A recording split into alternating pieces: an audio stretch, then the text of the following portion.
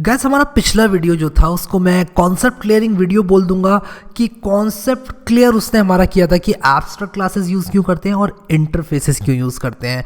अब मैं यहाँ पर आप लोगों को इस वीडियो में एक और रीज़न बताऊंगा कि इंटरफेसेस क्यों यूज़ करते हैं। आप में से कई लोग सोच रहे होंगे कि मैं इस चीज़ पर इतना क्यों एम्फेसाइज कर रहा हूँ कि इंटरफेसेस को यूज़ क्यों किया जाता है, इस चीज़ पर इतना ज़्यादा फोकस लेके मैं बात क्यों कर रहा हूँ। उसका रीज़न ये है कि अगर आप लोग इंटरफेसेस को क्यों इस्तेमाल करते हैं इस चीज़ को समझ गए तो इंटरफेसेस यूज़ करना कब है और कब नहीं करना है ये सब चीज़ें आप लोगों को आ जाएंगी। मेरे हिसाब से ये बहुत इंपॉर्टेंट टॉपिक है कि इंटरफेसेस कब यूज़ करना है और इंटरफेसेस क्यों इस्तेमाल करते हैं। यहाँ पर आप लोग देखो नोट्स में मैंने लिखा हुआ है कि क्या मल्टीपल इनहेरिटेंस अलाउड है जावा में या नहीं। अगर आप लोगों को नहीं पता तो कुछ प्रोग्रामिंग लैंग्वेजेस में मल्टीपल इनहेरिटेंस अलाउड होती है, जावा उनमें से एक नहीं है। लेकिन मैं आप लोगों को इस बारे में इसलिए बता रहा हूँ क्योंकि जो मल्टीपल इनहेरिटेंस है उसका मतलब है कि आप एक से ज़्यादा क्लास इस्तेमाल करके एक चाइल्ड क्लास बना सकते हैं, एक से ज़्यादा पेरेंट क्लास का इस्तेमाल कर सकते हैं और एक चाइल्ड क्लास बना सकते हैं। मतलब इसका ये हुआ कि आपके पास अगर 5 क्लासेस हैं तो वो 5 क्लासेस का इस्तेमाल करके आप एक नई चाइल्ड क्लास बना सकते हैं। जावा ने कहा ये हम अलाउ नहीं करते हैं और आपको पता चलेगा कि क्यों अलाउ नहीं करते हैं। ठीक है, अभी के लिए आप बस इतना समझो कि जावा मल्टीपल इनहेरिटेंस अलाउ नहीं करती है। तो यहाँ पर आप लोग देखो लिखा क्या है, लिखा है कि multiple inheritance face problems when there exist methods with same signature in both these super classes.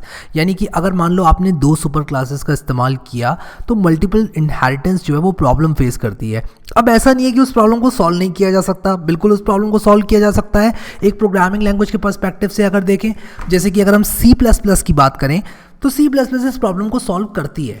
ठीक है, लेकिन यहाँ पर जावा में मल्टीपल इनहेरिटेंस अलाउड ना होने का अगर मैं सिर्फ चंद शब्दों में रीज़न दूँ तो वो ये है कि Java has a better way to define things. Java के पास चीज़ों को अच्छी तरह से डिफाइन करने का तरीका है और मुझे ये बात बहुत अच्छी लगती है जावा की इंटरफेसेस वाली, और आप लोगों को भी अभी जब मैं समझा दूंगा तो अच्छी डेफिनेटली लगेगी।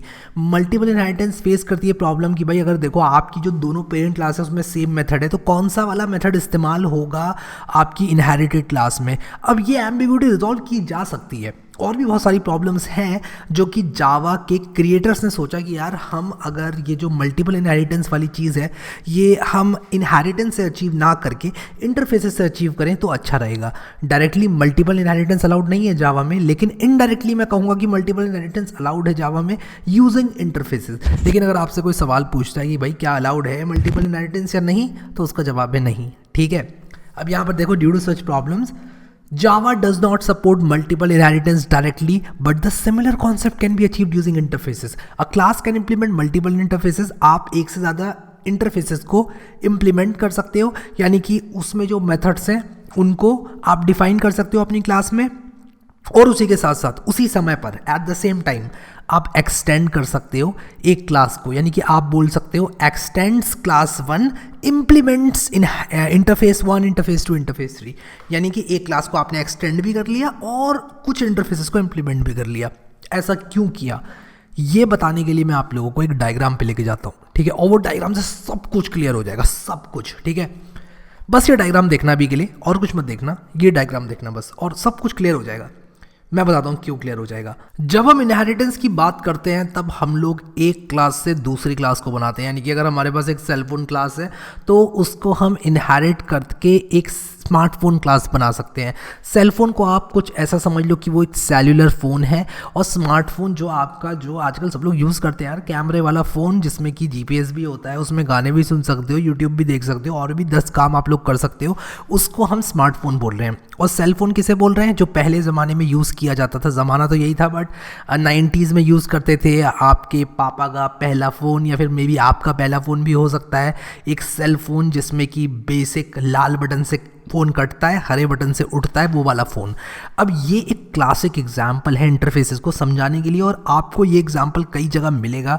ये एग्जाम्पल एकदम परफेक्टली इंटरफेसेस को यूज़ करने का रीज़न है, उस पर बहुत ढंग से प्रकाश डालता है। देखो, मैं अगर स्मार्टफोन को बोलूं कि स्मार्टफोन एक सेल्यूलर फ़ोन है तो ये बात सच है, स्मार्टफोन एक सेल्यूलर फ़ोन है क्योंकि आप स्मार्टफोन से बात कर सकते हो। ठीक है, अगर मैं कहूँ कि स्मार्टफोन एक कैमरा है तो वो बात सच नहीं होगी। स्मार्टफोन एक कैमरा नहीं है, स्मार्टफोन को एक कैमरा के तौर पर इस्तेमाल ज़रूर किया जा सकता है। इसीलिए हम यहाँ पर सेल फ़ोन से इनहेरिट कर रहे हैं। हम कह रहे हैं कि भाई जो स्मार्टफोन है उसमें सेल फ़ोन का सब कुछ है, और सेल फ़ोन की ही हम लोग कहेंगे कि ये नेक्स्ट जनरेशन है। पहले सेल फ़ोन होते थे, अब स्मार्टफोन होते हैं, ठीक है। लेकिन ये बात जीपीएस कैमरा और मीडिया प्लेयर के लिए लागू नहीं होती है। हम ये कह सकते हैं कि स्मार्टफोन एक सेल फ़ोन है जो कि जीपीएस कैमरा और मीडिया प्लेयर के तौर पर इस्तेमाल किया जा सकता है। तो इंटरफेस हम कब यूज़ करते हैं? जब कोई चीज़ किसी चीज़ के तौर पर इस्तेमाल की जा सकती है। जैसे कि स्मार्टफोन एक सेल फोन है और स्मार्टफोन एक जीपीएस डिवाइस के तौर पर इस्तेमाल किया जा सकता है, एक कैमरे के तौर पर इस्तेमाल किया जा सकता है, एक मीडिया प्लेयर के तौर पर इस्तेमाल किया जा सकता है, एक वेब ब्राउज़र के तौर पे भी इस्तेमाल किया जा सकता है। जावा के पास इसीलिए better ways of defining things हैं, क्योंकि वो इंटरफेसेस का इस्तेमाल करता है। और जावा इंटरफेसेस का इस्तेमाल इसलिए करता है क्योंकि जावा के क्रिएटर्स ने सोचा कि यार हम इस तरह से चीज़ों को डिफाइन करें तो बेटर है। हम अगर ये बोल दें कि भाई स्मार्टफोन जो है वो एक सेलफोन भी है, एक जीपीएस भी है, स्मार्टफोन एक कैमरा भी है। स्मार्टफोन एक कैमरा नहीं है यार, कैमरा तो कैमरा होता है, डीएसएलआर कैमरा थोड़ा ना है स्मार्टफोन। कोई कैमरा भी आता है, ऐसा नहीं है कि पहले कैमरे होते थे अब वो डिसकंटिन्यू होकर स्मार्टफोन बन चुका है। आज भी कैमरे मिलते हैं। क्या ऐसा है कि पहले मीडिया प्लेयर्स हुआ करते थे लेकिन अब सिर्फ स्मार्टफोन होते हैं, मीडिया प्लेयर नाम की कोई चीज़ नहीं है? ऐसा नहीं है, आते हैं आजकल आईपॉड्स वगैरह, मीडिया प्लेयर्स आते हैं अभी भी, ठीक है। तो इसीलिए हम इस इंटरफेस को इम्प्लीमेंट कर रहे हैं। बस हम कह रहे हैं कि भाई देखो, एक सेल फोन पहले हुआ करता था, वो अब इवॉल्व होकर स्मार्टफोन बन चुका है जो कि जीपीएस कैमरा और मीडिया प्लेयर तीनों के तौर पे इस्तेमाल किया जा सकता है। ऐसा कौन बोलता है? ऐसा जावा बोलता है। अब मैं आप लोगों को बताता हूँ कि C++ जैसी लैंग्वेजेस जो कि मल्टीपल इनहेरिटेंस को यूज़ करती हैं वो क्या बोलती हैं। वो कहती हैं कि स्मार्टफोन एक सेल फोन है, स्मार्टफोन एक जीपीएस भी है, स्मार्टफोन एक कैमरा भी है, स्मार्टफोन एक मीडिया प्लेयर भी है। यानी कि जितना स्मार्टफोन कैमरा है उतना ही स्मार्टफोन सेलफोन भी है। नहीं, ये बात सही तो एक तरह से आप कह सकते हो इनहेरिटेंस के तौर पर है, but is not a better definition, ठीक है। ये चीज़ों को ढंग से नहीं समझाता। जावा के क्रिएटर्स ने सोचा कि भाई हम लोग सिर्फ एक क्लास से इनहेरिट करेंगे और बाकी हमें कुछ भी अगर यूज़ करना है, किसी और मेथड्स को यूज़ करना है, उनके इंटरफेसेस बना के हम उन इंटरफेसेस को इम्प्लीमेंट करेंगे। तो आई होप आप लोग समझ गए होंगे कि क्यों हम लोग इंटरफेसेस को इस्तेमाल करते हैं। स्मार्टफोन एक सेलफोन है, बिल्कुल एक पुख्ता सेलफोन है, बट एक जीपीएस डिवाइस के तौर पे इस्तेमाल किया जा सकता है, कैमरा के तौर पे इस्तेमाल किया जा सकता है, मीडिया प्लेयर के तौर पे इस्तेमाल किया जा सकता है, और उसी के साथ साथ वो और भी कई चीज़ें हैं जिनके तौर पे वो इस्तेमाल किया जा सकता है। हम जितने मन चाहे इंटरफेसेस इम्प्लीमेंट कर सकते हैं। तो जावा ने क्यों इंटरफेसेस का राउट लिया, क्यों इंटरफेसेस को बनाने का सोचा? क्योंकि ये चीज़ों को बेटर डिफाइन करता है। तो यही रीज़न था कि जावा ने कहा कि यार हम मल्टीपल इनहेरिटेंस को डिसअलाउ करेंगे और उसी के साथ साथ इंटरफेसेस के कॉन्सेप्ट को इंट्रोड्यूस करेंगे। तो यहाँ पर अब हम कुछ नोट्स देख लेते हैं, यहाँ पर जो मैंने लिखे हुए हैं चीज़ों को समराइज करने के लिए, आप लोगों के दिमाग में बैठाने के लिए। और आपने अगर ये बात आज सुन ली है तो मे बी 6 महीने बाद अगर आप भूल जाएं तो आपके दिमाग में ये सारी बातें वापस रिकॉल करने के लिए कुछ पॉइंट्स यहाँ पर लिखे हुए हैं मैंने। पहला पॉइंट जो लिखा है वो ये है कि interfaces in Java is a bit like the class. देखो, इंटरफेसेस जावा में कोई एक बहुत स्पेशल चीज़ नहीं है, वो बिल्कुल क्लास की तरह ही है। लेकिन हमने क्या किया है ना कि हमने सिर्फ एक क्लास से इनहेरिट करने का सोचा है जावा में, और बाकी अगर हमें कोई मेथड्स इंप्लीमेंट करने, जैसे कि कैमरा के मेथड्स, मीडिया प्लेयर के मेथड्स, वो सारे हम इंटरफेसेस की सहायता से करेंगे। तो interfaces in Java is a bit like the class but with a significant difference. वो डिफरेंस क्या है बताता हूँ। An interface can only have method signatures, fields and default methods।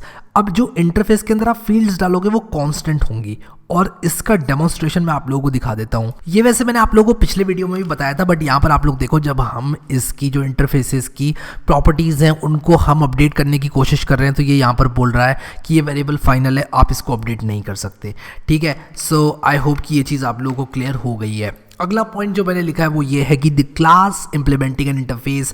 तो यार यहाँ पर थोड़ा सा टाइपो आ गया, मैं इस टाइपो को फिक्स कर दूंगा। और टाइपो ये है कि the class implementing an interface needs to define the methods and not the fields. इस बात का मतलब क्या है ये मैं आप लोगों को बताता हूँ।